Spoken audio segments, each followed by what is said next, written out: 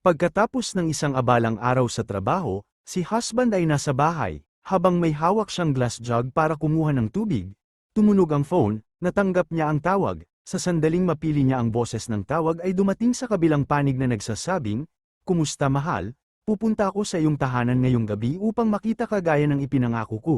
Sana, ibinaba ng asawa ang tawag bago marinig ang higit pa. Naisip ng asawang lalaki sa kanyang sarili, boses iyon ng lalaki at sigurado akong ito rin ang taong nakita ko ng maraming beses kasama ang aking asawa. Akala niya nawalan siya ng asawa sa ibang lalaki at iniisip na nahulog ang basong pitsil mula sa kamay niya at nagkapira-piraso. Nakikinig sa ingay, tumakbo ang kanyang asawa sa kanya at tinanong, "Okay na ba ang lahat?" Sa galit ay itinulak niya ang asawa, nahulog siya at hindi gumagalaw. Makalipas ang ilang segundo ay napagtanto ng asawa na nahulog siya sa mga sirang piraso ng pitsil at isang malaking piraso ang tumusok sa kanya. Sinubukan ng asawang lalaki na maramdaman ang kanyang hininga, tibok ng puso ngunit wala.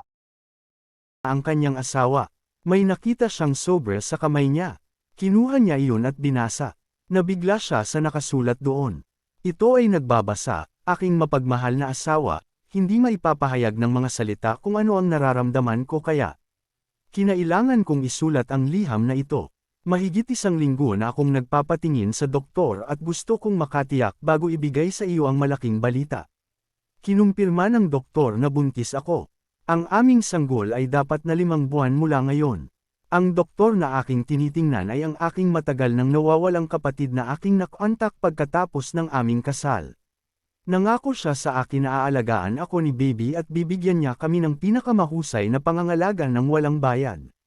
Nangako siyang magdi-dinner sa amin mamayang gabi. Kinailangan kong sumulat sa iyo dahil napakasaya ko. Salamat sa pananatili sa tabi ko. Ang iyong mapagmahal na asawa." Nahulog ang sulat mula sa kanyang mga kamay. Kasabay nito ang narinig niyang katok sa pinto ay ang lalaking nakita niya kasama ang kanyang asawa. Pumasok siya at nagsabi, "Hello, ako si John, kapatid ng asawa mo."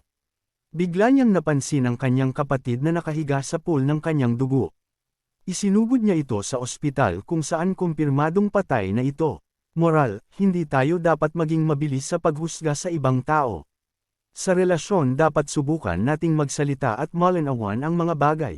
Hindi natin dapat hayaang kontrolin tayo ng ating galit dahil hindi lahat ng nakikita o naririnig natin ay totoo.